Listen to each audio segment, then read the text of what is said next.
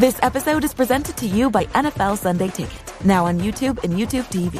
With NFL Sunday Ticket on YouTube and YouTube TV, you can watch your favorite team's out-of-market Sunday games, plus watch up to 4 games at once with Multiview. Don't miss the race to the playoffs. NFL Sunday Ticket is now just $39 when bundled with YouTube TV, where you get even more football. Visit youtube.com/Spotify offer to sign up now. Lowest price on YouTube TV with base plan. Rest of 2023 season. Terms and embargoes apply. No cancellations. How's your money feeling? It's about to feel happier with a certificate from Happy Money's partner, Michigan State University Federal Credit Union. Elevate and increase your savings with 18-month terms and only a $500 minimum. And the happiest part? MSU FCU certificates yield 4.5% APY annual percentage yield. Now that's a happier side of money. Elevate your savings.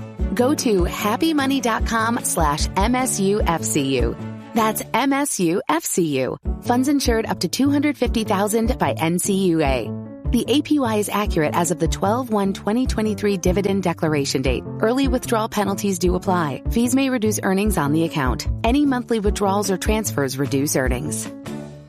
The mistletoe margarita, the Scrooge driver, the North Pole punch. The holidays call for cocktails, so get everything you'll need for them delivered with Drizzly, the go-to app for drink delivery. So what's it gonna be? Classics like Bullet Bourbon, Don Julio Reposado, or Kettle One, or maybe something new. Find it all on Drizzly, where you can get beer, wine, and spirits delivered for any holiday festivity. Download the Drizzly app or go to drizzly.com. That's DRIZLY.com today. Must be 21 plus, not available in all locations.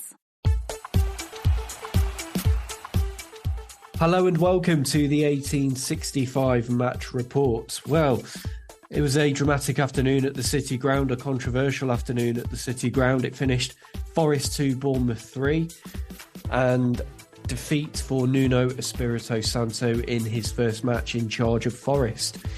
A game which was dominated by the performance of referee Rob Jones, and we will be talking about his display as we go through this match report.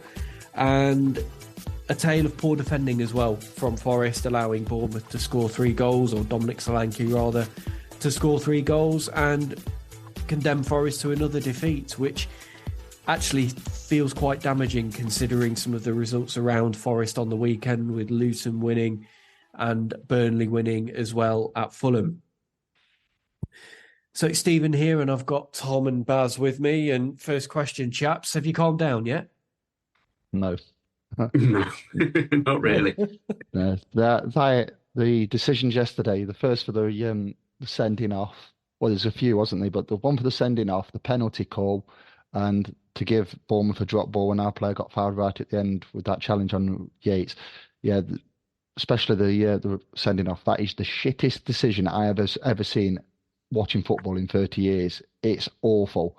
And we'll probably dissect it a bit more in the next couple of minutes, but that is an awful decision. It just shows that Rob Jones has never played the game at any level of football, period. Hard to disagree with that. And let's have a quick look at the Forest team news. So 2 changes from the team that lost to Spurs. In came Chris Wood and Divock Origi. Out went Chet Kouyaté and Moussa Niakhaté. So it looked more like a 4-2-3-1 that Nuno chose in his first game, with Turner in goal, a back 4 of Williams, Boly, Murillo and Toffolo, Yates and Mangala with Gibbs-White just in front, and then Elanga, Wood and Origi almost as a sort of front 3. And on the bench, Lacademos, Tavares, Kouyaté, Hudson-Odoi, Dominguez, Niakhaté, Danilo, Montiel and Aina. Probably no real surprises in that team selection. I think really what Nuno's done is gone with the roughly the team that Steve Cooper was running with in his final games in charge, with a slight tweak in the formation, going to a back 4, and really the form players were in there, weren't they? I was a bit surprised at Origi starting, but it kind of made sense to give him a chance and whatever. But the thing I thought about it was, when I saw the team news, I was like, how's this lot going to line up? And then it's like, yep, that's a 4-2-3-1 kind of thing. And I think the point of it, and which is probably, and we'll probably discuss this later a bit more, but I think the point of it was he wanted to put Gibbs-White in the centre, because Nuno's famed for playing that like 3-4-3 sort of thing, which I thought was probably a good thing for when he came to us, because obviously we've played that way several times. But yeah, I thought he wanted to put Gibbs White in the centre to make him have the influence in the game. And we'll talk about this as well. Throughout the game, I think he was trying to build everything around Gibbs White, which was interesting. And I think Gibbs White had a decent game, actually. So you can see where he was made as that sort of focal point in that formation. And it did seem to get quite a good performance out of Gibbs White. And he was unlucky to not score, actually, later in the game, a clearance off the line by a Bournemouth player. Let's get back to the start of the game then. Forest had two early chances, Wood and Elanga. The first for Wood was where he carried the ball forward, knocked it past the Bournemouth defender, but shot straight at the keeper. Elanga as well dribbled into space outside the box, and again was a tame effort that the keeper dealt with quite easily. And then 4 minutes in, Willy Boly, he was booked for a body check on Dominic Solanke, who'd just beaten him for pace. Probably no complaints with that. I thought maybe with it being early in the game, he might have got away with it, but it was a yellow card, and I remember thinking, well, he's going to have to be careful now. This is a long 90 minutes ahead for Willy Boly. Turns out he's only on the pitch for another 20, if that. And it was the 23rd minute when the controversy really kicked off in this game. And it was Boly who made a good tackle on Dominic Solanke. And then the ball's running loose. Adam Smith's running in for it. Boly's running in for it as well. Boly takes the ball cleanly, and Smith collides with him in the follow-through. Looked a perfectly good tackle from my vantage point. Brian Clough stand, I was right on top of it. It was clear as day that Boly won the ball, but over came the referee, Rob Jones, brandished the yellow card, almost without thinking. It's like he was ready to dish out a card and send the player off, because it didn't take any time to reconsider the decision. Yellow card, Boly was off for a second booking, and I think everybody was just stunned and actually angry as well. We just couldn't quite believe what we were seeing, were we? What was your vantage point on it, Baz? Were you the same? I'm the Brian Clough, and as it happened in real time, I thought Boly's won the ball there, and then Smith's tripped up over his trailing leg and hurt himself. Because, yeah, Smith was like lying on the floor. And I thought, yeah, so he's tripped up over him and hurt himself. So I was really surprised to see the yellow card in the first place. And then in our group chat, like as the game went on, there's a video of it. And you can see that actually Smith's stood on Boly's leg, outstretched leg. So if anything, it's reckless play by Smith the other way. So it should be a card the other way. But it was absolutely shocking. And yeah, he had no hesitation in doing it.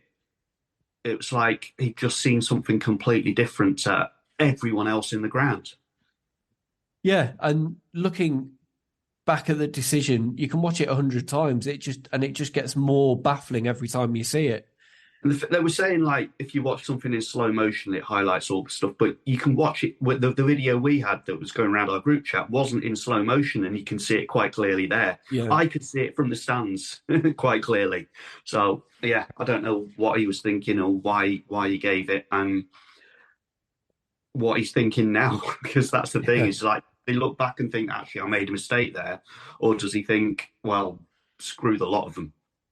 Yeah, and VAR can't get involved with that apparently because of it being a second yellow card. So, but it goes on to when it's like a clear and obvious error.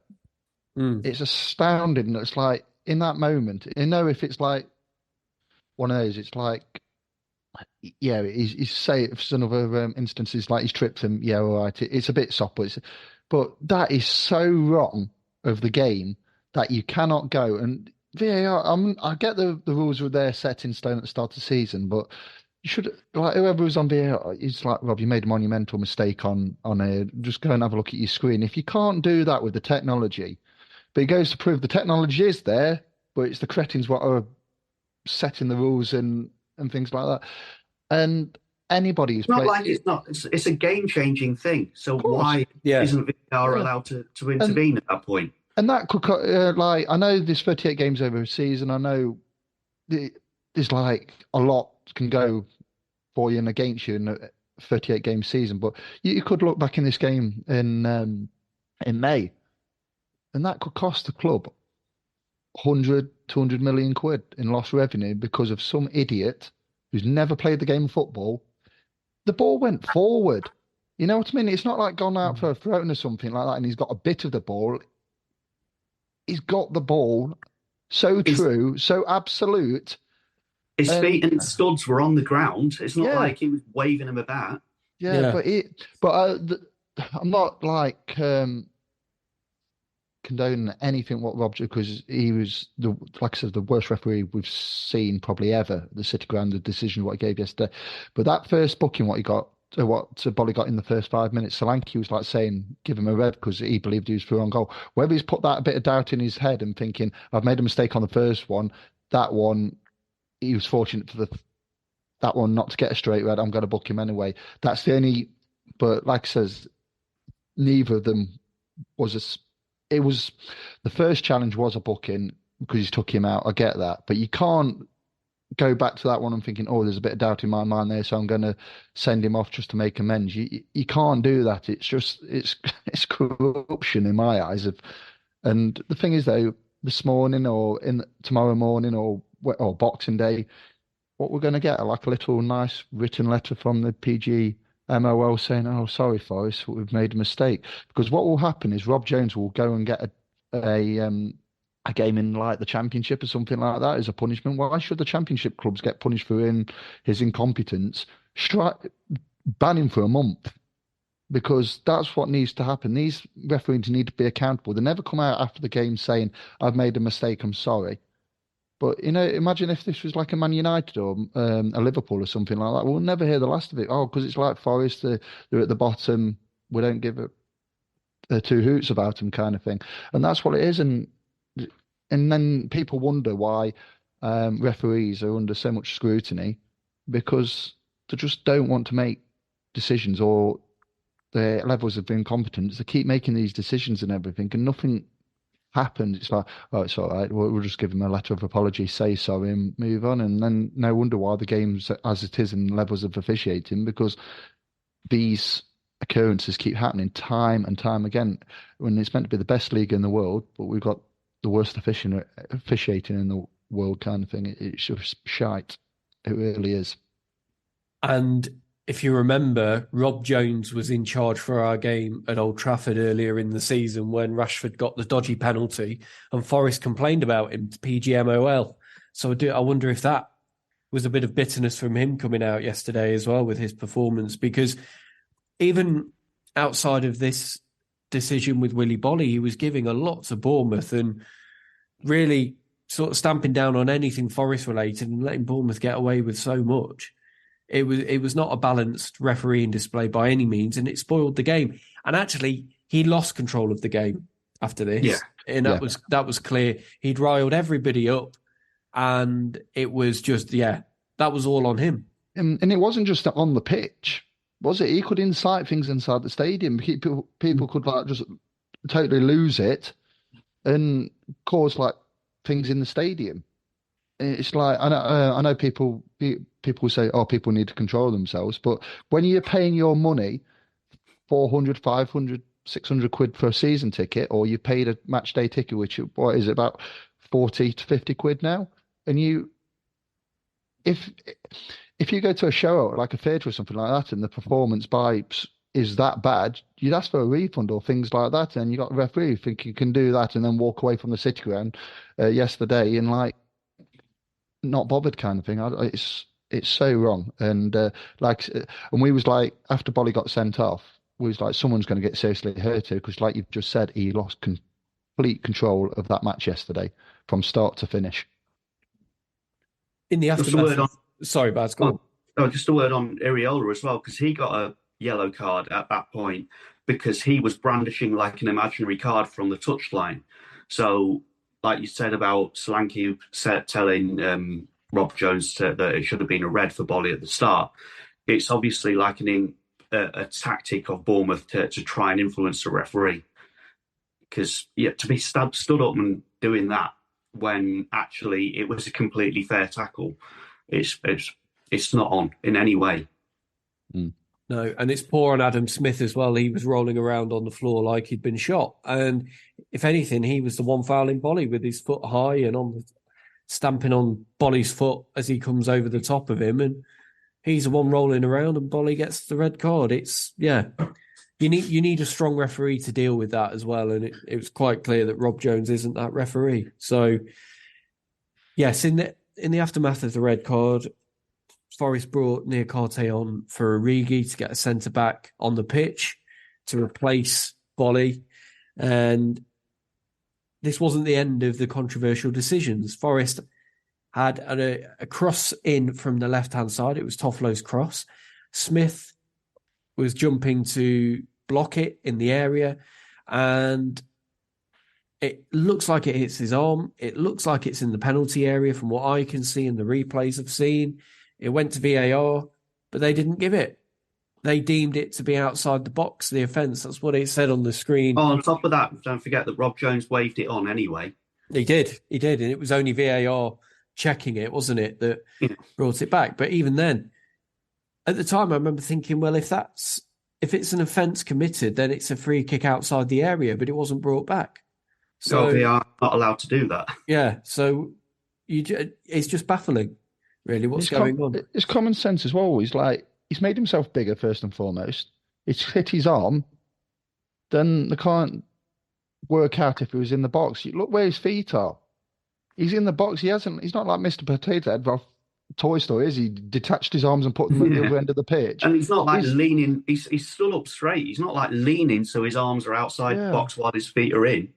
It's another awful decision, and it's like, but yeah, VAR. But it's one of those. If Jones had given it, and then VAR checked it, they'd have said yes, that's a penalty. Whereas because he waved it on and then play continued for like a minute afterwards before VAR got involved. Yeah, and their rulings like to go with the referee's decision. Yeah, because I was sitting up at Bridgeford, so it was at my end right, directly in front of me, because as you look at the pitch, I'm just to the right of the goal, and I says, that's a penalty all day long. And he's going to go and be asked to go to the screen. And then Zabani's bicycle kicked it out for a throw because I think there was an initial save from Neto, and then the ball was dead. And I thought, this is going to be a penalty. And to come to that conclusion, then somebody said around us, they couldn't work out the camera angle because, or the camera angle wasn't in a great position because they couldn't determine if his arm was in the box. I'm like, what on a half-arsed conclusion that is, because you can see where the line is, and it's like people who don't seem to be played at any level of the game, because anybody can work that out. The other thing there is like, what's the point of it if you haven't got enough cameras to check it? Yeah. The same thing happened at Anfield, was it in the Cup a couple of years ago? And it's like, I think we wasn't in the Championship at the time. We was all thinking, it was basically all thinking, well, you're one of the most elite grounds in the country, Anfield, and you haven't got the right camera angle. It just seemed to be like, is that intentional? That because I don't want to make it a Liverpool pro VAR or anti VAR. It's like, well, have you done that so they can get a certain decision their way, kind of thing? But yeah, it's just the morons what are running VAR, isn't it? There's so many grey areas, and football's become not a very enjoyable sport, especially in the Premier League. The goal goes in, you don't feel that you can fully appreciate or celebrate a goal because you're just waiting for the screen in the far corner saying VAR. It's like that one, was it against Burnley early in the season, what Hudson-Odoi? They were trying to find anything to disallow that, and they couldn't. And it's like, the VAR and the idiots what are running it are not fit for purpose. And we obviously suffered again yesterday because of a very, very iffy VAR decision. Yeah, I think it's, at least when a referee makes a mistake and doesn't see something or calls it wrong, then it's on one person. And And yeah, people are going to make mistakes and they'll call something wrong.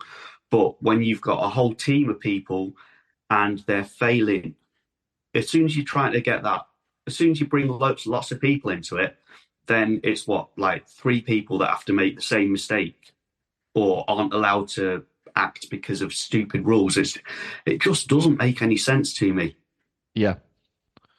So, but yeah, it ruined the game. Going back to the Boly one, it ruined the game, and it's like an uphill challenge because you're not playing against 11 men. You're effectively playing against like 12 and 13, and because of obviously 14, because of the refereeing on 2 officials, they're just awful yesterday. Some of the decisions what they gave were just baffling.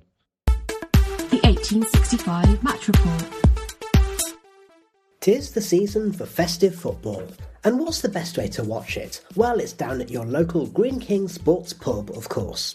After all, Christmas is a time to catch up with your friends, old and new, and to get to your local for a pint, some food, and live action of every Christmas cracker when it comes to Premier League football. Each fixture from TNT, Sky and Amazon is live at Green King Sport, which means wall-to-wall action on the huge HD screens. So head to your local Green King and watch every winning goal, top bins volley, and yes, dodgy VAR decisions in an atmosphere worth sharing. Download the Green King Sport app and you'll receive 10% off drinks every single time there's sport on the telly.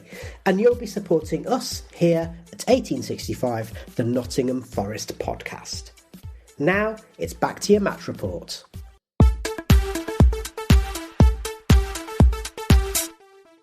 So it was 0-0 at half-time. I think there was some boos around the City ground aimed at the referee and the match officials as everybody walks off the pitch. Not to be too surprised by that, let's say.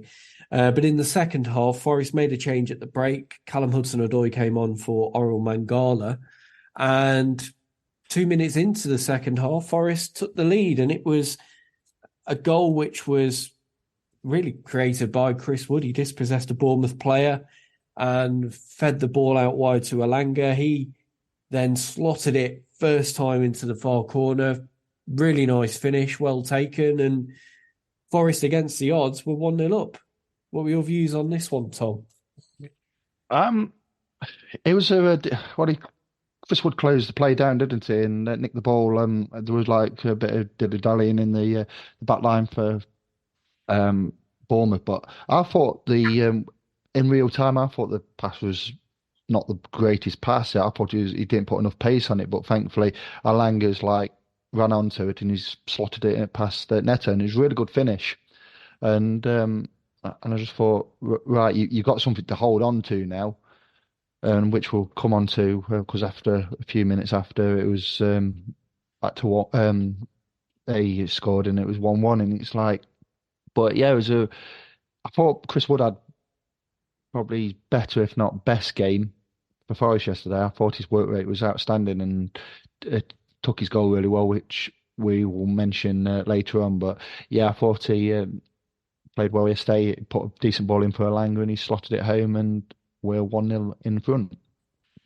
But again, Forest struggle when they go in front to hold on to leads. It was a problem under Steve Cooper.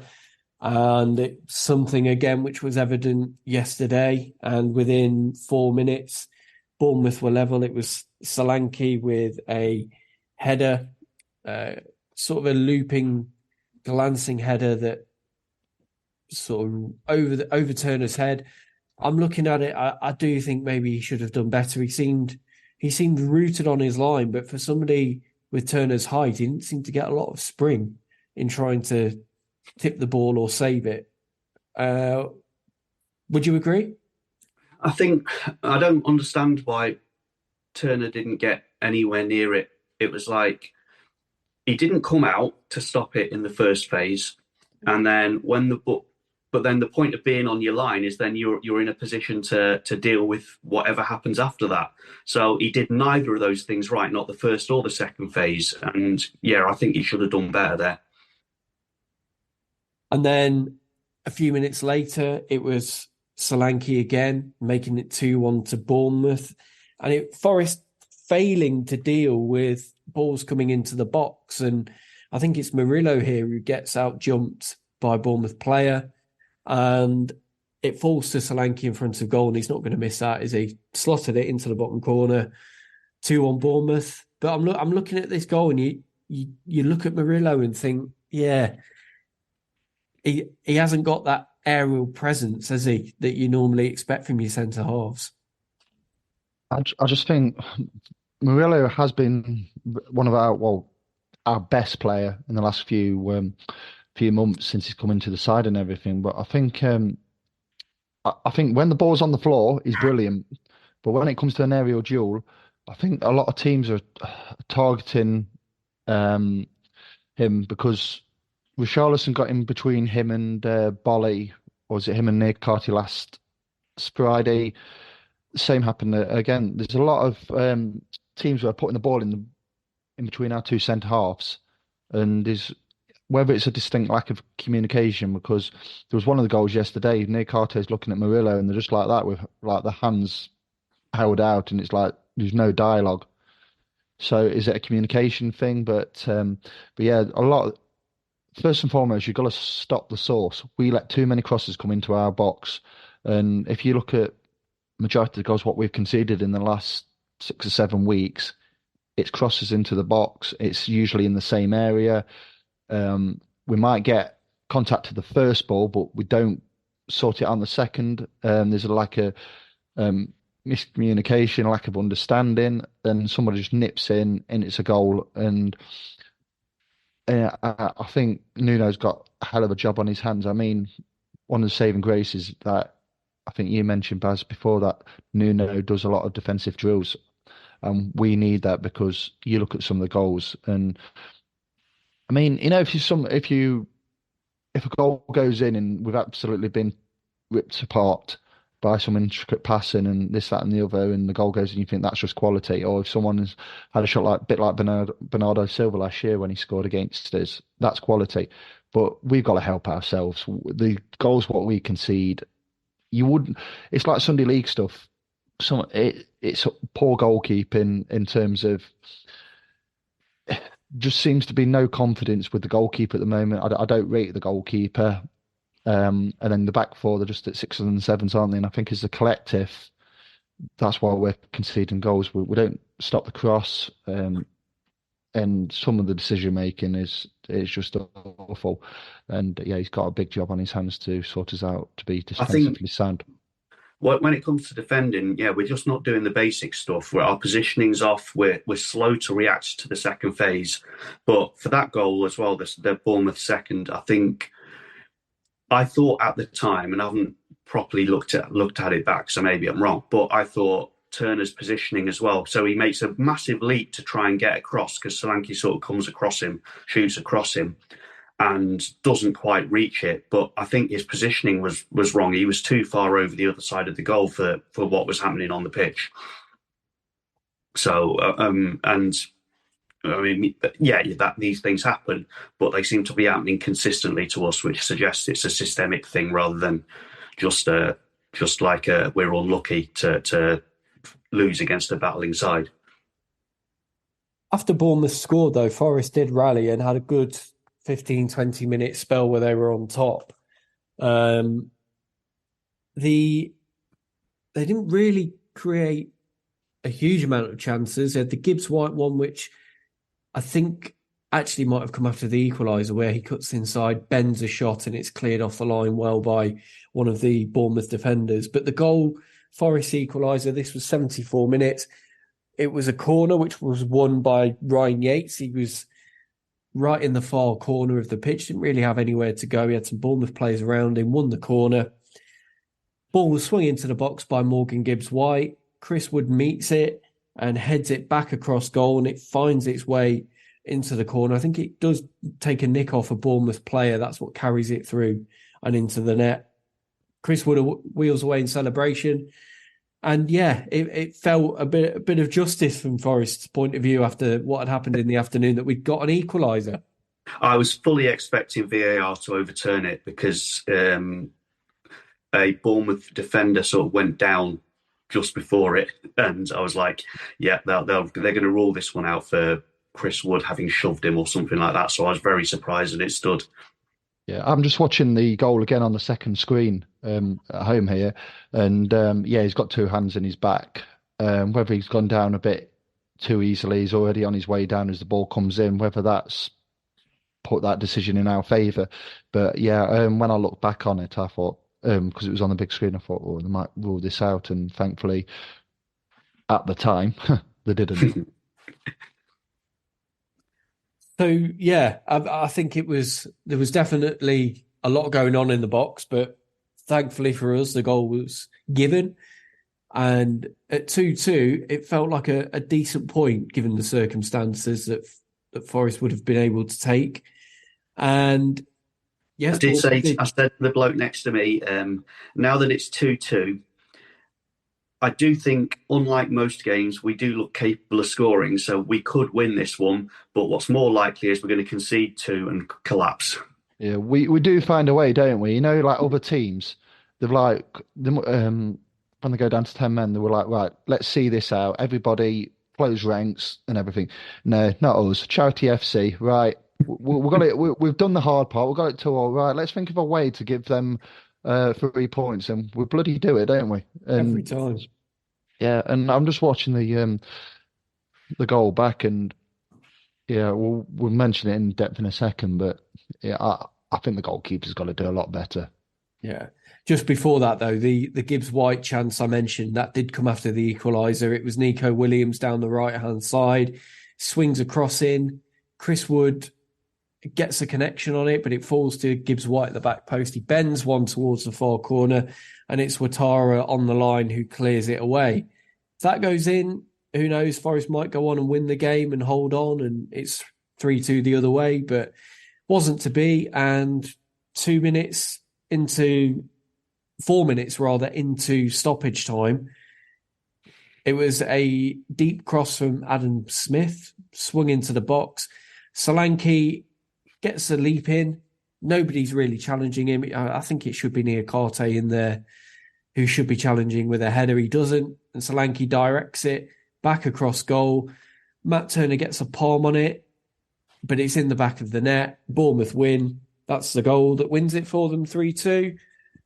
But again, you look at that goal and you just think it's Forest's undoing. Again, balls into the box, not doing the defensive basics. And again, I think poor goalkeeping. It's nobody's taking responsibility, right? So Solanke is on a rich vein of form at the moment. He's 6'2", something like that. All right, Kiefer Moore's in there. But what do Forest do? They let the ball come into the box, and the most capable bloke who's already got 2 goals in the afternoon, we'll not mark him, lads, and we'll see what happens. The ball goes in. Niakate, he's the nearest one to him. It goes in, and it's again Charity FC again, isn't it? They don't do the basics. You just think like, right, we've got it to all. We're down to 10 men. Let's get the basics right here. Everybody knows who they're picking up. And it's like everybody's looking around thinking, well, he wasn't my man, he was your man. Oh, no, it's not mine. It's like a blame culture, isn't it? And that's why we're in this position, because nobody's taking responsibility. There's no leadership out there. There's no communication. And that's why we're shipping goals left, right and centre. And they're not great goals we're conceding. And we're in a tailspin at the moment. Because I was saying earlier that before we started recording, you got Luton. Luton are fighting tooth and nail for everything in the Premier League, and you look at them and thinking they're probably not great to watch, but they've got a mentality that they've got that fighting spirit. Sheffield United, I mean, they weren't great against Villa, but they got a point at Villa Park.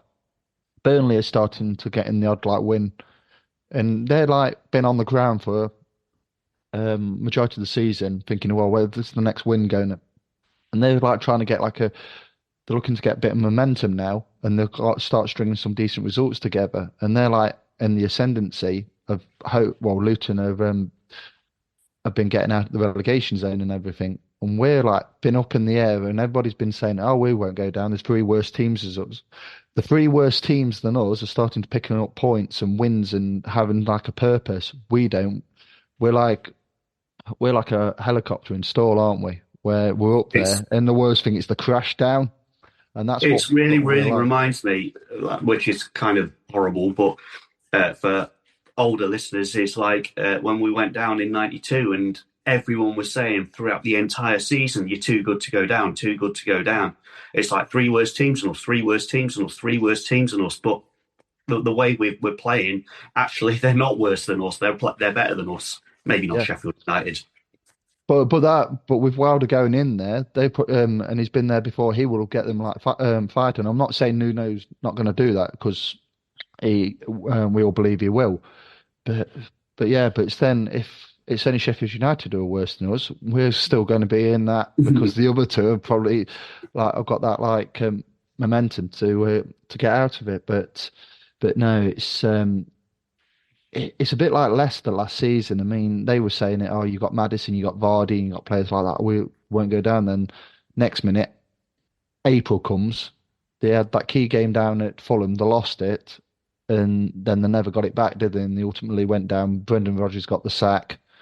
Dean Smith come in too late. I mean, Espirito Santo's come in, and at least he's got this week or so to evaluate the squad, go into the January market, and hopefully get some decent recruitments, i.e. a goalkeeper of decent quality, which isn't going to be easy because we was on about it last night. Went with a few of my mates out in town, was on about the goalkeeping situation.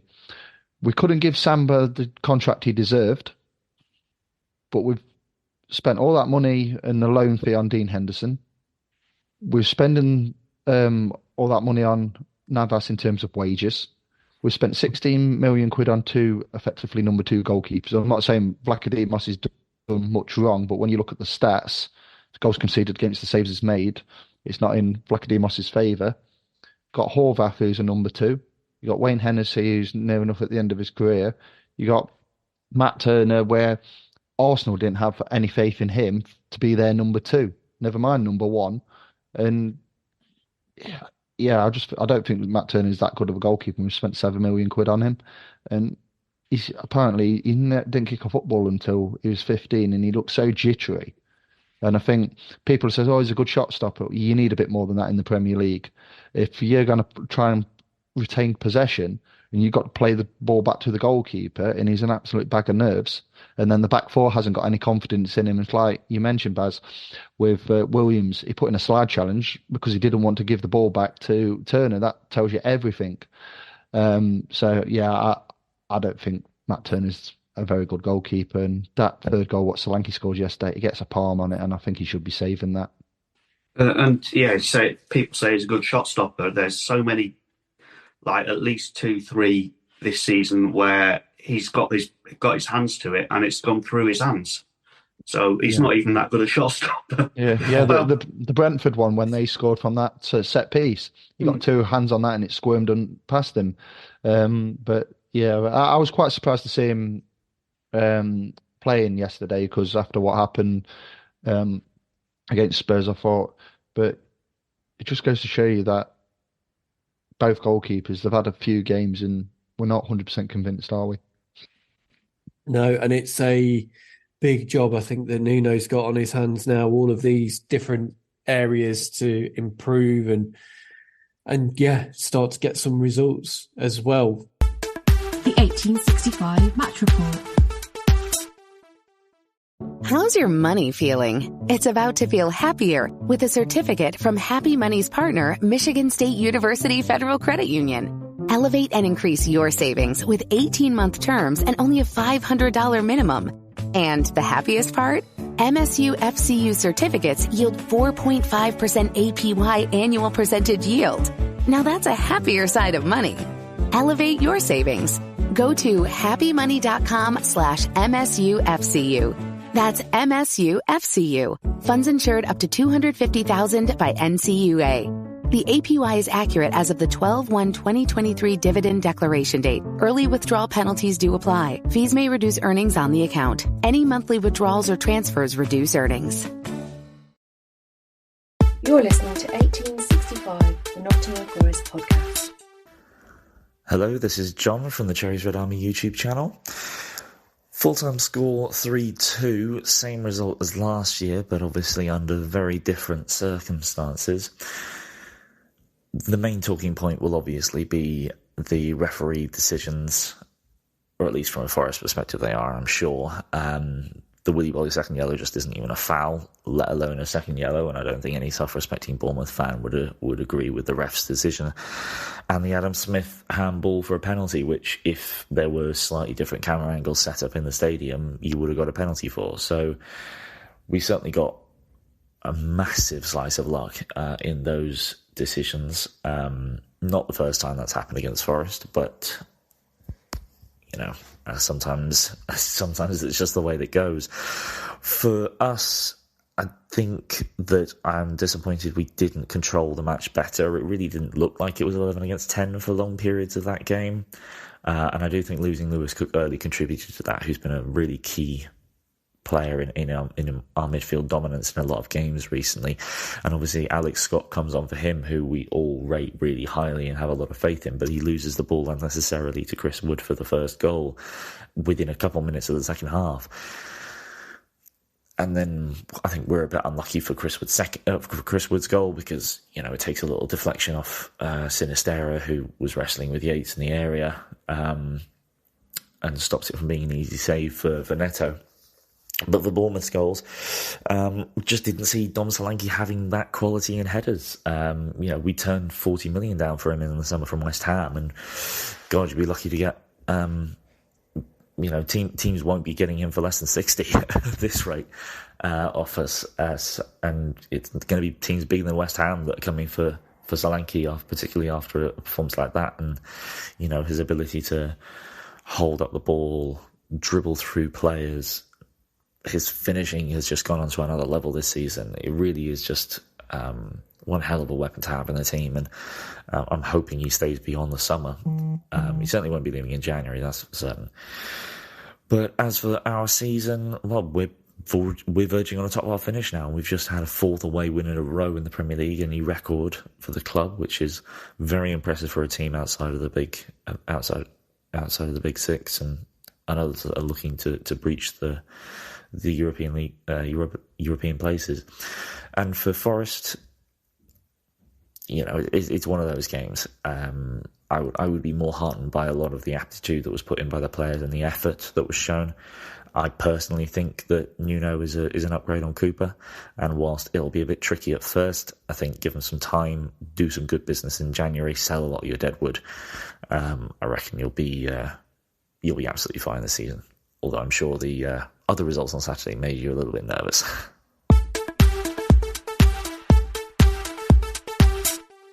What are your first thoughts on Nuno and the first performance? Anything really of note to take away from it outside of things where Forest need to improve? I don't think we can take a lot from it yesterday, because it was ultimately ruined after 22 minutes. So you don't know. He was like, basically, well, this is the hand what I've been dealt with because of that incompetent referee. And within 22 minutes, I mean, he didn't have long with the players. I mean, Cooper unfortunately left because obviously results weren't great on Tuesday. And then he's only had probably a few training sessions. So to try and get his ideas across, then 22 minutes in, that happens. I don't think we can take much from it, to be honest. I think it's... Then you got two games against Newcastle, where Newcastle absolutely decimated with injuries. But we've got to go up to Newcastle and try and get something, because you don't want 3 defeats in a week, do you? In your first week as new manager, because that feel-good factor and that energy, what you've brought to the job, could disappear within the first week. I mean, Man U, I know they lost yesterday, and they're up and down, aren't they, in terms of they'll have one result, then the next week they'll lose. So that's not going to be easy next Saturday, kind of thing, because they will... I don't know who they've got on Boxing Day, but yeah, it's... he's there's not a lot to take from yesterday in terms of... because of what happened in the game. I had some positives from yesterday. I thought Chris Wood was player of the match, which was nice to see. I actually felt like we could score, in the second half, which, yeah, good point. Over the last few months, it's been like, every time the opposition's gone down to 10 men, it'll be like, we'll just sit on the edge of their box and not look like ever getting the ball in the net. Whereas actually yesterday, I thought that there's a good chance we could actually get 3 points here if we don't shoot ourselves in the foot, which is nice to see. And I thought that he was much more attacking in his outlook than I was expecting, because from what I'd read about how Wolves used to play. And the other thing is, I think I always had this image of him as being quite dour and whatever, but he's obviously being very, very careful in how he presents himself. He talks about us as the fans and stuff like that. So that was quite good. Yeah, I watched Match of the Day this morning, and when that third goal goes in, there's two fans walk behind Nuno's dugout, and he turns to them and they say something. I'd love to know what they actually said to Nuno, because Nuno just looked like a bit downbeat after that, thinking. So I'd love to know what them two said. But I thought any lip readers out there, get in touch. But I thought Gibbs White had his best game of the season yesterday. I thought they tried, like you mentioned, Baz, they tried to build it around him, and then when Mangala went off, and I thought they're putting Gibbs White in a deeper role here, and you've got Billing in there, who is 6 foot plus. I thought Gibbs White had a very, very good game. Actually, when he played that deeper role as well, I turned to the bloke next to me and said, "Actually, this is working, because he's got the work rate." Yeah. He can actually tackle some of the time, and it's getting him on the ball so he can make things happen. Yeah, but people were saying, him and Nuno didn't get on. I think Gibbs White was very, very young, and when you've got a midfielder of Charmatinho and Neves, he's not really going to get into the side. So, and it was only start of last season where, before he moved to us, Bruno Lage was I want to play Gibbs White because I think he's got that maturity now. He's had a couple of loans and everything, and Nuno probably missed that.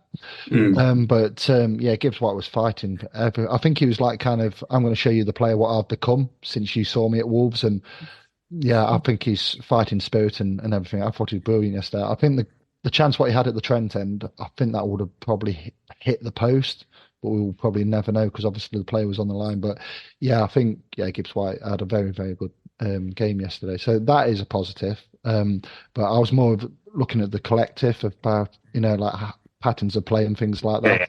With that, after that sending off, I think that had a massive. But also, again, Nuno's not had the chance to impose his patterns of play on the players yet, so they're still playing the same style or the same mistakes as we've been making. So. And I was saying before the game, so one of the things that I'd read about Nuno at Wolves was that he worked a lot on defensive drills.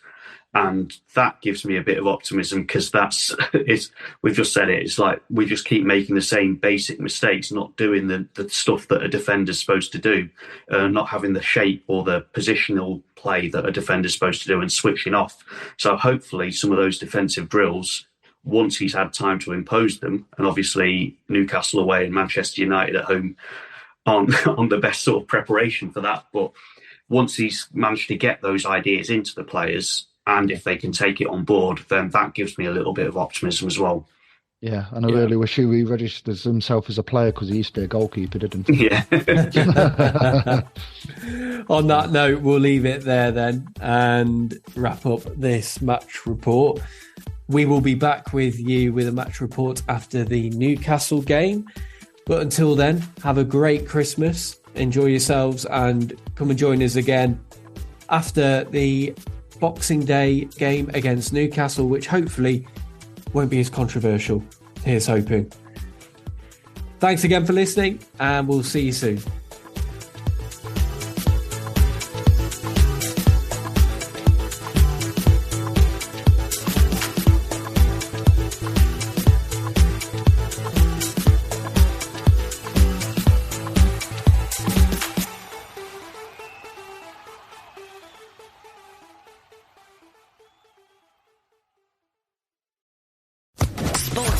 Podcast Network. Looking for a fun way to win up to 25 times your money this basketball season? Test your skills on Prize Picks, the most exciting way to play daily fantasy sports. Just select 2 or more players, pick more or less on their projected stats, and place your entry. You could turn $10 into $250. Right now, Prize Picks will match your first deposit up to $100. Just visit prizepicks.com/fan and use code FAN. That's code FAN at prizepicks.com/fan. Must be present in certain states. Visit prizepicks.com for restrictions and details.